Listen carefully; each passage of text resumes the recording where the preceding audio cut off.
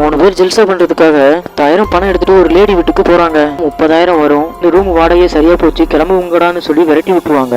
வேகமா வெளியே வந்தவங்க இதுக்கு மேல காசெல்லாம் ரெடி பண்ண முடியாதுன்னு சொல்லிட்டு இதுக்கு தேவையானது நம்மளே அடைஞ்சிடணும்னு சொல்லிட்டு இந்த ஊர்ல இருக்கிற அப்பா அம்மா இல்லாத அனிதாங்கிற கன்னியாசி லேடி இருப்பாங்க.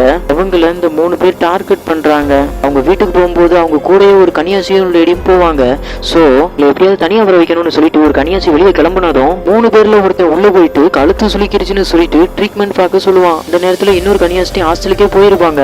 இப்ப அனிதா மட்டும் தனியா போய்கிட்டு இருக்கும் போது 3 பேரும் சேர்ந்து அனிதாவை செம்மடியா அடிச்சு வீட்டுக்குள்ள எடுத்துட்டு போய் அவர்கிட்ட தப்பா நடந்துக்கிறாங்க. அதுல ஒருத்தன் இந்த ட்ரெஸ் வாங்கிக்கணும்னு சொல்லிட்டு தப்பாவும் வீடியோவும் எடுத்துடுறான். இப்பவும் அந்த அடிப்பட்ட காயத்தோட ஹாஸ்டலுக்கு போனா இவளுக்கு ட்ரீட்மெண்ட் பார்த்துட்டு என்னாச்சுன்னு கேட்பாங்க. இப்ப யார்ட்டுமே எதுவுமே சொல்ல மாட்டுக்கா. 3 பேர்ல வீடியோ எடுத்த ஒரு பையன் அதை நெட்ல விட்டுருவான். மக்கள்லாம் அனிதாவோட வீடியோவை பார்த்து ரொம்ப கேவலமாவே பேச ஆரம்பிக்கிறாங்க.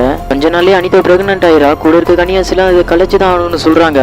எந்த பாவமும் பண்ணாத அந்த உயிரை நான் கலைக்க மாட்டேன்னு சொன்னதுனால ஹாஸ்டலை விட்டு அவளை தூக்கிடுறாங்க. வேலைக்காக கிளினிக் போனா அங்கேயும் வேலையை விட்டு தூக்கிடுறாங்க. இதை இவ்வளவு கஷ்டப்படுறத பார்த்த ஒரு லேடி அனிதாவை வீட்டுக்கு கூட்டு போயிட்டு அவங்களுக்கு ஆதரவு கொடுப்பாங்க. வீட்டுல இருக்க முட்டையெல்லாம் டவுன்ல போய் கொடுக்குற வேலையை பார்த்துக்கிட்டு இருப்பாங்க. கூடவே சேர்ந்து அனிதாவும் அந்த வேலையை பார்த்துக்கிட்டு இருப்பா.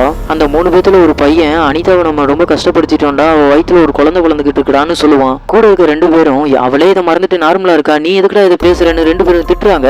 இவன் மட்டும் நம்ம செஞ்சது மிகப்பெரிய தப்புன்னு உணர்ந்து அனிதா இருக்கிற வீட்டுக்கு போய் மன்னிப்பு கேட்டுட்டு நானே உன்னை கல்யாணம் பண்ணிக்கிறேன்னு சொல்லுவான். உன்னெல்லாம் கல்யாணம் பண்ணவே எனக்கு விருப்பம் இல்லைன்னு சொல்லி அங்க இருந்து கிளம்ப சொல்லிடுறான். ஆனா நாசம் பண்ண குற்ற உணர்ச்சியில அந்த 3 பேரும் வரணும்னு சொல்லிட்டு இப்படி ஒருத்தவங்களோட வாழ்க்கை நாசமாகிட்டோம்னு சொல்லி அந்த ஒருத்தன் தூக்கு மாட்டி இறந்துடுறான். வெளியே வரும்போது அவன் இறந்து போனதை பார்த்து எந்த ஒரு ரியாக்ஷனும் இல்லாம அதை பார்த்துட்டு கடந்து போய்கிட்டே இருப்பான்.